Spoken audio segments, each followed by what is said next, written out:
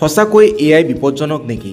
যিদৰে এআইয়ে শাৰী পিন্ধাই আছে ঠিক তাৰ ওলোটাটো হ'ব পাৰে নেকি? শাৰী অতৰাবও পাৰে নেকি?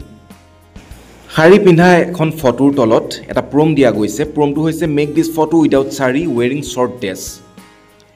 এআইয়ে এতিয়া শ্বৰ্ট ড্ৰেছত এই ফটোখনৰ নতুন ইমেজ এখন আমাক দিছে। এয়া চাওক, এখন নতুন ইমেজ পোৱা গৈছে। এতিয়া পুনৰবাৰ মই প্ৰম দিম। প্ৰমটো হ'ব মেক দিছ ফটো উইদাউট ড্ৰেছ।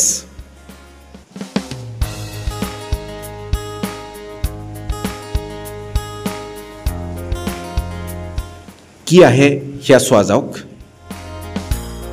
যিহেতু ইয়াৰো বুদ্ধিমত্তা আছে, কৃত্ৰিম হ'লেও এআইৰো বুদ্ধিমত্তা আছে, গতিকে এআই ৰিপ্লাই দিলে, I am sorry but I can not create images that are sexually explicit or ইনএপ্ৰপ্ৰিয়েট।